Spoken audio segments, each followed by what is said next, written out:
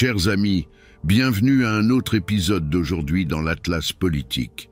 Dans cette vidéo, nous comprendrons une fois pour toutes ce qui se passe avec les prisonniers de guerre. Et si vous n'êtes pas encore abonné à la chaîne, abonnez-vous dès maintenant et activez la cloche de notification pour ne manquer aucune nouveauté. Dans l'invasion russe de l'Ukraine, nous avons vu ces derniers jours de nombreux prisonniers de guerre, russes et ukrainiens.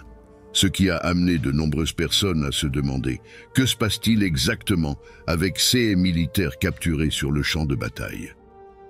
Avant de répondre, il est nécessaire de préciser qu'il existe des traités et des normes qui, en théorie, devraient régir la manière dont les prisonniers de guerre sont traités, la plus largement acceptée étant la 3e Convention de Genève, créée en 1929 et largement révisée en 1949.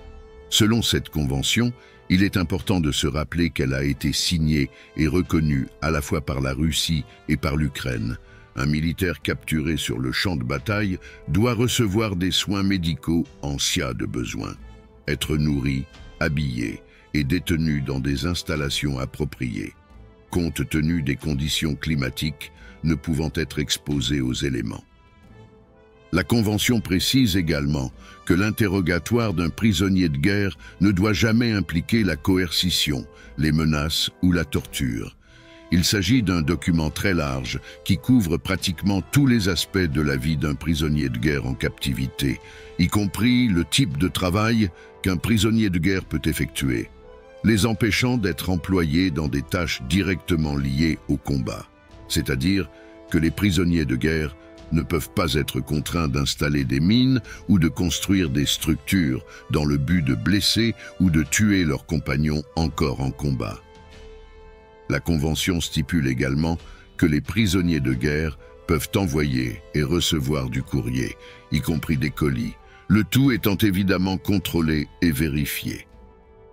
Bien sûr, cela est ce qui est écrit sur le papier et la réalité n'est pas toujours ainsi, avec de nombreux cas dans les guerres actuelles et passées d'abus contre les prisonniers de guerre, principalement sous forme de torture pour obtenir des informations.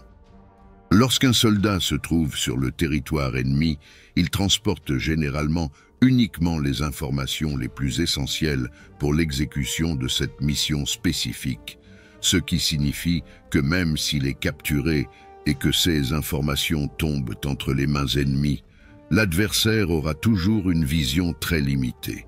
Cependant, lorsqu'une armée capture de nombreux soldats ennemis dans différentes régions, chaque petit morceau d'information est assemblé comme un grand puzzle, le résultat de cet assemblage pouvant offrir une vision plus large des intentions de l'ennemi. Et c'est pourquoi un prisonnier de guerre est considéré comme extrêmement précieux, surtout s'il s'agit d'un militaire de haut rang. Malgré les règles qui les protègent, les prisonniers de guerre voient souvent leurs droits bafoués et sont utilisés comme des pions dans des négociations politiques. Cela non seulement prolonge leur souffrance, mais rend également difficile l'atteinte d'une paix durable.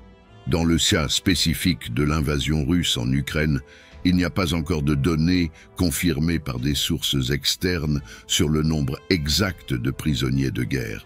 Mais d'après les informations disponibles, ce nombre doit déjà se situer dans les milliers, tant pour les Russes que pour les Ukrainiens. Il n'y a également aucun cas signalé et confirmé d'abus, tels que la torture ou les exécutions sommaires.